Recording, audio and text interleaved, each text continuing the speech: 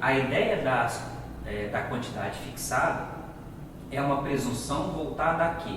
Se, naquele episódio, não houver outros elementos que possam indicar a traficância, presume-se o uso. Presume-se aquela quantidade para deleite próprio. Uma coisa que é uma dúvida recorrente, assim, pelo que eu acompanho do pessoal, é se essa decisão vai facilitar para o traficante, né? Porque nessa decisão do STF, outra coisa que foi definida além da descriminalização, que você bem pontuou, foi a definição de um critério presumido de diferenciação entre o usuário e o traficante. Né? Então, pela decisão, se você estiver portando até 40 gramas de maconha ou 6 plantas fêmeas, presume-se que ele é usuário, que aquela quantia ali é para uso. Então, fica a dúvida, eu vi muita gente questionando sobre isso. Então agora vai facilitar a vida do traficante, porque basta ele se manter portando essa quantia sempre, que ele nunca vai ser pego. Na prática, você acha que essa crítica vai acontecer ou não? Você falou uma palavra muito importante nessa compreensão, que é a presunção. Então, quando a gente fala em presunção, essa presunção pode ser absoluta, como pode ser relativa. Uma presunção que o STF fixou nesse entendimento é que a quantidade é um parâmetro que realmente precisávamos ter, mas ela é uma presunção relativa. Então, a presunção relativa, basicamente, ela se mantém caso não haja prova em contrário.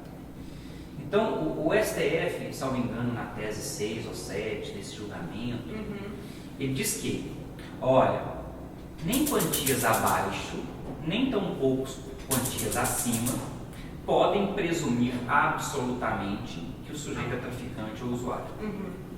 A ideia da quantidade fixada é uma presunção voltada a quê? Se, naquele episódio, não houver outros elementos que possam indicar a traficância, presume-se o uso. Presume-se aquela quantidade para deleite próprio. Então, olha que interessante. Né? A autoridade policial, por exemplo, ela pode flagrar um usuário e, ao flagrá-lo, ele vai perceber que o acondicionamento daquela droga sugere tráfico. Então, veja bem, se eu fizer vários papelotes de cigarro de maconha, presumidamente é um indício, a não ser que eu seja um usuário muito organizado, é um indício de que aquele acondicionamento pode ser voltado para a venda. Outra ideia, né? Porque eles entendem que o usuário vai comprar o bloco e vai raspando quando vai usar. Então, esse já é um elemento que pode sugerir uma quebra dessa presunção.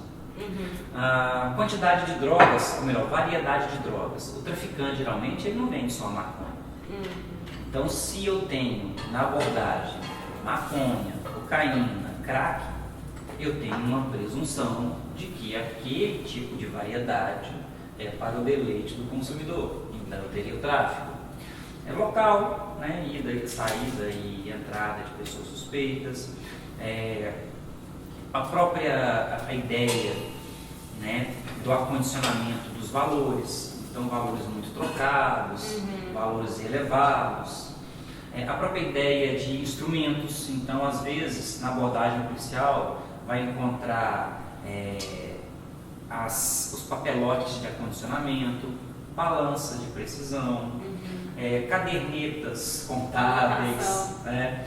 Então, assim, essa ideia da presunção, ela mantém-se desde que não haja elementos que possam indicar a traficância. Na verdade, não altera muito. É porque, como houve um clamor social, uma divulgação social contrária a favor muito forte, passa a se confundir muito como vai ser o tratamento. Mas o tratamento, é claro que a gente vai falar um pouquinho mais da quantidade, que é essa ideia, não altera muito o procedimento na apuração entre o traficante e o usuário. A ideia foi criar uma temática A ideia foi criar uma quantidade para que, na ausência de todo e qualquer elemento que possa indicar a traficância, a autoridade policial não mantê-lo preso ou prender em flagrante por causa do tráfico de drogas.